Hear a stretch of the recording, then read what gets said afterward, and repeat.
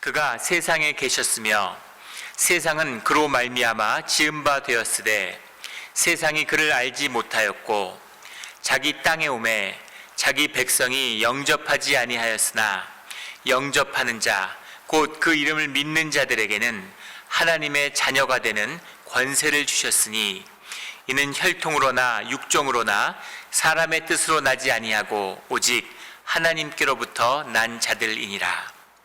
말씀이 육신이 되어 우리 가운데 거하심에 우리가 그의 영광을 보니 아버지 독생자의 영광이요 은혜와 진리가 충만하더라. 요한이 그에 대하여 증언하여 외쳐 이르되 내가 전에 말하기를 내 뒤에 오시는 이가 나보다 앞선 것은 나보다 먼저 계심이라 한 것이 이 사람을 가리킴이라 하니라. 우리가 다 그의 충만한 데서 받으니 은혜 위에 은혜를라. 율법은 모세로 말미암아 주어진 것이요 은혜와 진리는 예수 그리스도로 말미암아 온 것이라. 본래 하나님을 본 사람이 없으되 아버지의 품속에 있는 독생하신 하나님이 나타내셨느니라. 아멘.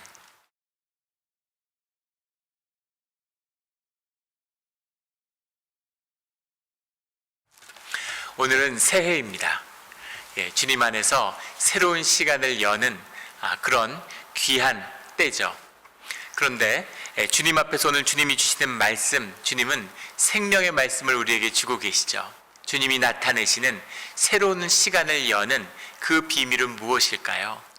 새로운 시간을 산다는 것, 새로운 새해를 우리 가운데 연다는 것, 해마다 계속되는 새해지만 새해가 주님의 시간이 된다는 것은 무엇일까 하는 것이 오늘 말씀의 도전입니다. 오늘 말씀을 통해서 새해의 의미가, 새로운 인생의 반전이 시작되는 오늘 이 예배의 시간이 되기를, 이 말씀이 되기를 예수 그리스도 이름으로 축원합니다. 오늘 본문 말씀 10절 11절의 말씀은 이렇게 시작합니다. 그가 세상에 계셨으며 세상은 그로 말미암아 지은 바 되었으되 세상이 그를 알지 못하였고 자기 땅에 오매 자기 백성이 영접하지 아니하였으나. 창조주이신 하나님, 세상의 주인이신 하나님, 그리고 이스라엘을 구속하신 하나님이 자기의 백성에게 오셨는데 백성들이 그를 영접하지 않는 거죠. 주님을 주님으로, 그리스도를 그리스도로 알지 못하고 영접하지 못하는 그 백성들로 인해서 이 세상이, 하나님이 이 땅에 오셨는데 하나님의 나라, 하나님의 통치가 이 땅의 백성 가운데 영접되지 못하고 있다라는 이 요한의, 사도 요한의 고백으로 이 복음서의 말씀이 오늘 시작되고 있습니다. 오늘 사도 요한은 새로운 세상, 새로운 질서, 새로운 빛의 세계가 우리에게 열렸음을 말씀하고 있죠. 주님이신, 하나님의 독생자이신, 세상에 이 땅에 오신 하나님, 하나님이 나타내신 새로운 빛의 시간, 빛의 역사가 열리고 있다라고 선포하고 있는데 세상의 어둠 가운데, 세상 가운데 속해서 그 빛을 보지 못하는 그 백성들을 향한 안타까운 마음, 그 마음을 토로하고 있는 것입니다. 그렇다면 주님의 빛의 시간에 들어간다, 주님을 영접한다, 주님의 사람으로서, 주님의 자녀로서 이 세상을 살아간다 라고 하는 것이 어떤 것인지, 그것이 무슨 뜻인지를 말씀을 통해 계속 선포하고 있습니다. 12절에 영접하는 자, 곧 그의 이름을 믿는 자들에게는 하나님의 자녀가 되는 권세를 주셨으니, 이렇게 말씀하고 있죠. 하나님의 자녀가 되는 권세, 그 권세가 영접하는 자들, 그의 이름을 믿는 자들에게 주어졌다는 거죠. 하나님의 자녀가 되는 권세라는 건 무엇일까요? 13절에 이는 혈통으로나 육종으로나 사람의 뜻으로 나지 아니하고 오직 하나님께로부터 난 자들이니라. 하나님께 난 자들, 하나님께 속한 자들, 주님의 이름을 믿는 자들, 주님을 영접하는 자들, 주의 자녀들, 다 같은 말씀이죠. 그런데 하나님께로 난 자들이라는 말씀은 주님의 생명을 말씀하고 있는 겁니다. 주님의 생명을 받은 자, 주님의 생명을 가진 자, 주님으로부터 말미암은 자들이 하나님으로부터 난 자들이고 주의 자녀들이라는 거죠. 빛의 자녀들이라는 겁니다. 이 생명의 특징, 이 생명을 받은 자, 주님의 생명을 사는 자들의 특징이 바로 하나님의 자녀가 누리는 그 권세가 나타난다라는 거죠. 이 권세, 능력, 이것이 주님의 생명을 받은 자들의 특징이라는 겁니다. 그래서 주의 자녀된 자들은, 오직 하나님께로 난 자들에게는 바로 이 생명의 권세, 이 생명의 능력이 함께하고 있다라고 말씀은 선포하고 있는 것이죠. 그렇다면 하나님의 자녀가 되는 권세라는 건 무엇일까요? 권세와 능력이 함께한다고 하는데, 권세라는 것이 무엇입니까? 이 권세는 생명의 권세죠. 생명의 권세는 나의 나됨의 권세입니다. 나의 나됨의 권세라는 건 주님이 허락하신, 주님이 주신 형상 그대로 주님의 뜻에 따라 살아갈 수 있는, 피워내는 내 삶의 모습, 그 모습에서 말미암은 자유함이죠. 노예에서 해방된 주님의 한 분만으로 충분한 나의 나됨입니다. 나의 나됨으로 내가 자유한가, 나의 나됨으로 충분한가 하는 것은 주님 외에 내게 필요한 것이 무엇일까라는 것을 돌아보면 알 수 있죠. 주님만으로는 살 수 없어. 주님만으로는 살 수 없고, 주님 말고 다른 게 있어야 돼. 돈이 있어야 돼. 학력이 있어야 돼. 명예가 있어야 돼. 이런 것은 주님의 능력으로 자유하게 살아가는 자들이 아니죠. 권세라고 하는 것은 자유함입니다. 권세라고 하는 것은 나를 꾸밀 필요가 전혀 없는, 나를 나뭇잎치마로 꾸며야 될 이유가 전혀 없는 사람들이죠. 아무 것으로도 나를 꾸밀 필요가 없는. 왜 사람들이 학력을 쌓으려고 해요? 좋은 학력을 갖는다는 것은 어려운 일입니다. 열심히 노력해야 되는 일이죠. 그럼에도 불구하고 그렇게 노력을 하는 이유는, 애를 쓰는 이유는 나의 나됨으로 충분하지 않기 때문이죠. 무언가 나를 꾸며야 되기 때문입니다. 무언가 나의 자랑이 필요하기 때문인 거죠. 그런데 그런 것이 필요 없는 거죠. 왜 돈이 필요할까요? 왜 돈을 끝없이 쌓아야 될까요? 돈이 나를 자랑하고 돈이 나의 권세가 되어준다고 믿기 때문이죠. 그러나 주님의 권세를 가진 자, 주님 외에 자랑할 것이 없는 자들은 그 모든 것을 배설물로 여기는 것이죠. 그래서 주님의 권세를 가졌다라는 말은 나의 나됨으로 충분하다. 나는 나로서 주님 앞에서 아무것도 더 바랄 것이 없는, 내가 나로 살아가는 자유함입니다. 주님의 능력이, 생명의 능력이 나와 함께한다라고 하는 말은 내 삶이 끊임없이 변화한다는 얘기죠. 그것이 생명의 특성입니다. 생명은 자라나죠. 어제와 똑같은 생명은 하나도 없어요. 생명은 끊임없이 자라갑니다. 우리 몸에 수많은 세포가 죽고 계속 새로운 세포들이 살아나죠. 30조 개가 넘는 우리 몸의 세포들이 끊임없이 죽고 살아서 3년이면 거의 모든 세포가 바뀌고, 7년이면 7년 전에 있었던 세포는 하나도 남지 않고 모두 바뀌게 되죠. 생명이 피어나는, 계속 자라나는 기쁨입니다. 우리가 아이들을 보면 기쁨이 넘치고, 아이들을 보면 감동이 있잖아요. 아이들은 끊임없이 자라나고 끊임없이 변화해 가죠. 이것이 생명의 능력이고 생명의 힘입니다. 이 능력을 가진 것, 끊임없이 변화하는, 끊임없이 자라가고 있는, 이 성장하는, 그러나 내가 나로서 아무것도 부족함이 없는 그 충만함, 이것이 하나님의 자녀가 누리는 하나님 나라의 권세죠.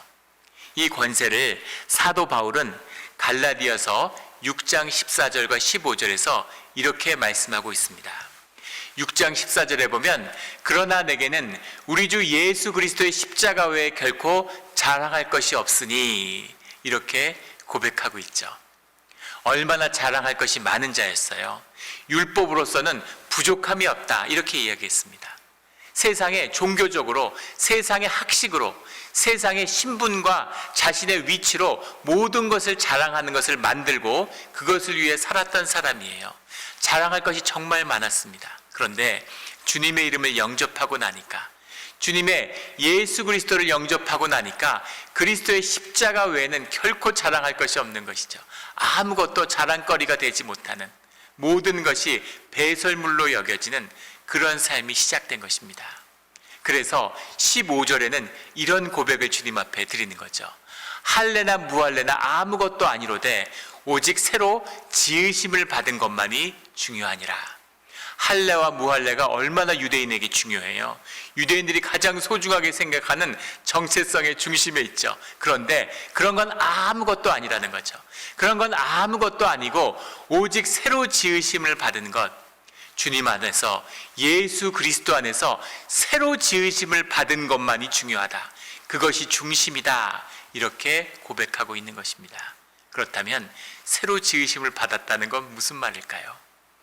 주님 앞에서 새로 지으심을 받았다. 우리가 계속 살아있었던 것 같은데, 우리가 계속 이 세상에 살아왔는데, 해마다 새해가 시작됐는데 왜 새로운 한 해, 주님 안에서 만물을 새롭게 하시는, 주님 안에서 새로움을 받는다는 것의 비밀이 무엇일까? 어떻게 새로워질까? 어떻게 삶의 반전을 이뤄낼 수 있을까? 이 도전, 새로 지으심을 받는 것, 주님 안에서 어떻게 새로 지으심을 받을 수 있을까요? 이 새로 지으심을 받는 비밀, 그 비밀을 오늘 말씀에 이어가고 있습니다. 14절에 보면 말씀이 육신이 되어 우리 가운데 거하심에 우리가 그의 영광을 보니 아버지의 독생자의 영광이요 은혜와 진리가 충만하더라. 말씀이 우리 가운데 육신이 되어 거하는데, 하나님의 말씀을 받아들이고 영접하게 되는데, 그 가운데, 그 말씀의 영광 가운데 은혜와 진리를 보게 된다는 거죠. 은혜와 진리, 은혜와 진리라는 말씀이 계속돼서 반복되고 있어요. 16절에 가면 우리가 다 그 충만에서 받으니 은혜 위에 은혜로라. 은혜로 시작해서 은혜로 끝나는 것인데, 그 은혜를 어떻게 받을 수 있을까라는 그 비밀이죠. 그 비밀이 17절에 나오는 율법은 모세로 말미암아 주어진 것이요 은혜와 진리는 예수 그리스도로 말미암아 온 것이라. 그 진리는 예수 그리스도로 말미암는다는 거죠. 진리로 주님 앞에 가야 되는데, 진리로 주님을 만나야 되는데, 예수 그리스도로 말미암아 그 진리를 만나게 된다는 겁니다. 진리를 만난다는 것, 우리가 진리 위에 선다는 것은 무엇일까요?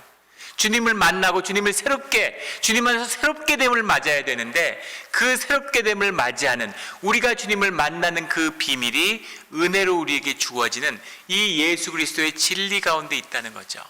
그 진리가 무엇일까? 그 진리를 산다는 것이 무엇일까 하는 것이 우리 신앙의 도전입니다.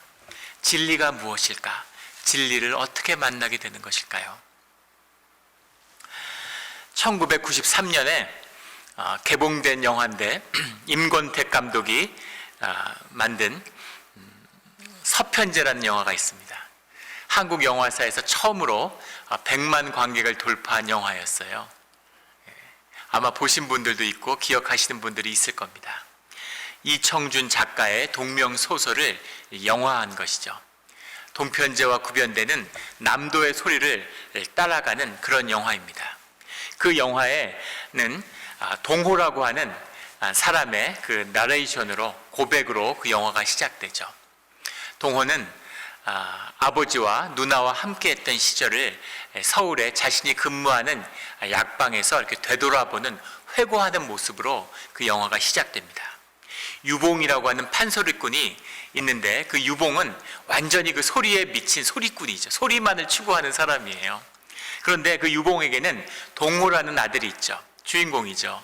그 동호는 어릴 때 산후통으로 어머니가 돌아가시고 어머니 없이 어린 나이에 그 유봉의 손에서 자라나게 됩니다.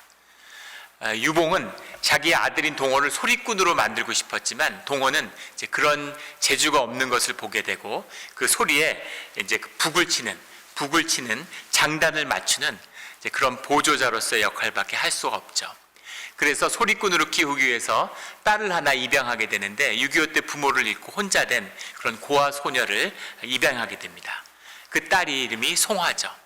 그 동호와 송화와 유봉이 같이 남도를 유랑하면서 소리를 전하고 또 소리를 배워가는 과정이 영화의 내용에 담겨 있죠. 그 송화에게 계속해서 소리를 가리키고, 그 떨어지는 폭포수 안에서 온갖 고난을 겪으면서 계속해서 소리를 전수하려고 노력해요. 그런데 소리를 가리켜도 그 소리의 한계를 뛰어넘지 못하는 송화를 보고 이 유봉이 안타까운 거죠. 이 아버지가 안타까운 거예요. 소리는 그런 것이 아니요. 소리는 그렇게 예쁘게 되는 게 아니요. 라고 아무리 이야기를 해도 그 삶에 작은 행복을 찾아서 거기서 만족하고 싶어하는 송아의 마음에 그 소리를 담을 수가 없는 거죠. 그래서 결국에 끝에 가서 그 유봉은 소리에 그 담겨있는 그 깊은 한을 목소리에 담고자, 소리에 담고자 그 딸에게 눈이 머는 약을 구해다가 약을 먹여서 눈을 멀게 하죠. 눈을 먼 한없는 한에 쌓인 그런 송아의 삶이 시작되는 거죠. 그 아버지의 광기에 못 이겨서 아들 동원은 가출을 하게 됩니다. 그래서 가출을 해서 서울로 도망가서 살게 되죠. 그 딸에게 소리를 가리키는데 그 한을 얻은 송아가 그 소리를 피워냅니다. 소리에 도움을 주기 위해서 먹을 것이 없고 굶주리는데 그 유봉이 나가서 씨암탉을 훔쳐다가 그 송아에게 먹이죠. 닭주인이 찾아와서 걸려서 그 닭주인한테 흠칫 두들겨 맞는데 유봉이 그때 감탄하는 모습이 기억에 남아있어요. 바로 이것이요. 보았냐? 소리는 이런 것이요. 저놈 소리를 좀 봐라. 저 배에서 터져나오는 소리를 좀 봐라. 이런 독백을 하죠. 그 맞은 것이 덧나서 결국 유봉은 죽게 됩니다. 죽어가면서 딸에게 이야기하죠. 너도 알았지? 이렇게 얘기를 하죠. 너 눈을 멀게 한 게 아버지였다는 것을 네가 알지? 이렇게 얘기하니까 딸이 아무 말 없이 고개를 끄덕이죠. 그 깊은 그 삶에 담아있는 애통함, 이것을 피워내는 소리를 송아가 이제 완성을 시키는 것입니다. 서울에 가서 살고 있는 그 동호에게 누나인 송아는 누나 이상이죠. 누나고 어머니고 그 누나와 함께했던 정을 잊지 못하기 때문에 누나를 계속 찾아다니는 겁니다. 영화의 마지막에 보성읍에 있는 한 주막에서 누나를 만나게 되죠. 눈이 멀어서 소리꾼이 된 그런 누나와 만나서 그 소리를 같이 해요. 그 소리로 한을 풀어내는 것이죠. 그리고 다시 헤어져서 떠나가는 것으로 영화가 끝이 납니다. 소리의 완성이죠. 소리가 뭐길래, 소리에 무엇을 담아야 되길래 그렇게 삶을 내던졌을까? 가슴 아픈 이야기입니다. 그런데 우리가 봐야 될, 우리가 만나야 될 중요한 것이 하나 담겨 있는데, 그것은 이 주인공 유봉이, 그 딸 송아가 소리의 진실을, 소리의 진리를 만났다는 것이죠. 소리꾼이 많고 소리를 하지만 진짜 소리를 만나려고 하는, 삶을 내던지며 삶에 깊숙이 껍데기와 거짓으로 둘러싸여 있는 삶을 깨고 만나야 하는 그 속에 숨어있는 깊은 진실이 있다는 겁니다. 삶의 진실이죠. 그 진실을 만나는, 그 깊은 곳의 진실을 만나는 그것이 우리 삶의 중심에 놓여있는 우리의 소명이라는 것을 보여주고 있는 것입니다. 진실이죠. 삶의 실제를 만나는 겁니다. 그런데 이와 똑같은, 이와 비슷한 이야기가 실제에도 있어요. 하지만 이야기의 결론은 조금 다릅니다. 한국이 세계에 자랑하는 사물놀이라고 하는 그런 우리의 풍물이 있죠. 우리가 자랑하는 문화입니다. 그 사물놀이의 무형문화재고, 그 사물놀이를 세계에 알리고 한국에서 존경받는 사물놀이의 김덕수라고 하는 분이 있죠. 한국의 무형문화재고, 그리고 종합예술학교 한예종의 교수고, 제대로 된 학력이 전혀 없는데 그런 국립대학의 교수로 사물을 전수하는, 세계가 인정하는 그런 예술인입니다. 그 사람이 미국에 와서 카네기홀에서 공연을 하고 거기서 아주 격찬을 받았죠. 사물을 세계에 알리는 순간이었습니다. 그것이 끝나고 인터뷰를 하는데 그 인터뷰의 기사가 굉장히 기억에 남아요. 김덕수 씨가 뭐라고 얘기를 하냐면, 이 순간에 세상 사람들이 다 기뻐하는 모습을 보면서 아버지가 기억난다는 겁니다. 아버지에게 사물을 배웠다는 거죠. 아버지는 남사당 패거리였는데 어머니와 어떻게 만났고 어떻게 자기가 태어나게 됐는지 아무 이야기도 알지 못하지만 기억에도 나지 않는 어린 시절에 어머니가 자기를 낳아서 혼자 키우셨다는 거죠. 근데 5살이 됐을 때 아버지가 찾아왔다는 겁니다. 얘가 이제 5살이 되고 나이가 충분하니까 이제 사물을 배울 때가 됐다. 이제 풍물꾼으로서 풍물을 배워야 되니까 내가 데려가겠다. 그리고 아버지를 따라 나서서 남사당 패거리로 살게 된 거죠.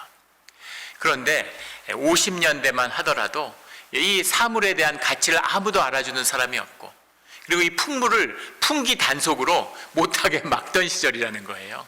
사물을 하면서 주로 뭐 상가나 이런 무슨 장이 열리면, 5일장 이런 데가 열리면 그런 데 찾아다니면서 풍물을 냈는데, 그 풍물을 하면 경찰들이 와가지고 매질을 하고, 어떨 때는 경찰서에 붙들려 가가지고 며칠씩 유치장에 갇혀 있었다는 거죠. 풍기를 어지럽혔다고.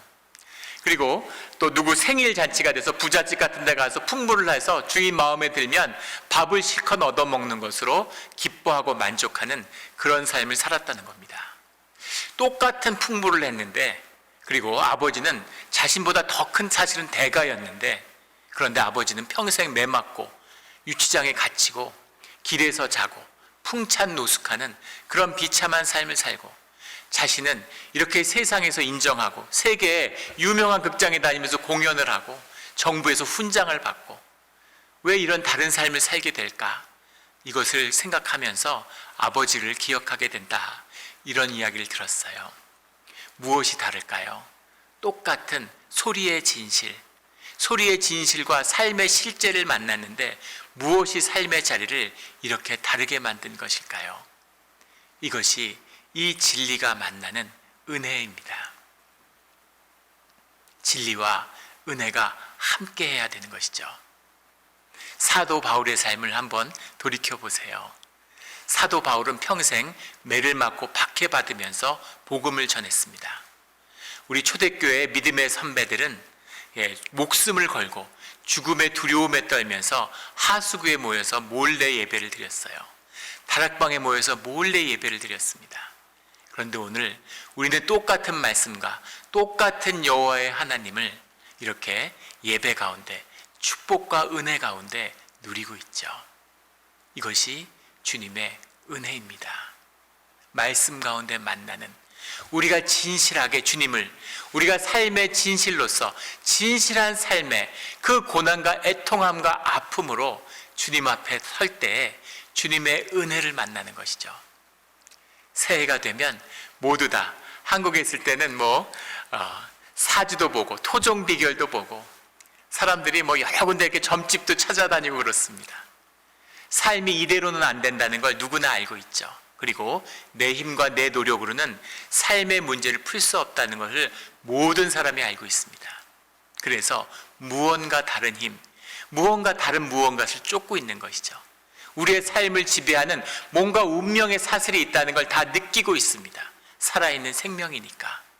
그러나 그 생명을 주님 앞에서 새롭게 하는, 예수 그리스도로 말미암아 새로워지는 그 진리를 만나고, 그 진리가 주님께 말미암은 것이기 때문에, 주님께 난 것이기 때문에 주님의 은혜와 함께하지 않으면, 그러면 우리의 삶은 결코 새로워질 수 없는 것이죠. 오직 말씀과 우리의 진리가, 우리의 삶의 진실이 만나서 하나님의 은혜가 우리 삶에 피워날 때까지 우리의 삶은 결코 새로워질 수 없습니다. 그래서 우리가 2022년의 새해를 새로워지려고 하는 우리의 소망, 우리의 진실한 간구가 주님의 은혜를 만나야 하는 것이죠. 오늘 말씀 가운데 우리가 다 그의 충만한 데서 받으니 은혜 위에 은혜로라. 은혜 가운데 살아왔습니다. 그런데 은혜 위에 충만한 가운데 더하시는 주님의 은혜가 우리와 함께 하시는 거죠. 이 은혜 가운데 새로워지는, 새로운 삶의 반전을 만나는 우리 2022년에 우리의 삶의 자리, 우리의 가족, 우리의 자녀들, 우리의 교회가 되기를 예수 그리스도 이름으로 축원합니다. 아멘. 다 같이 기도드리겠습니다.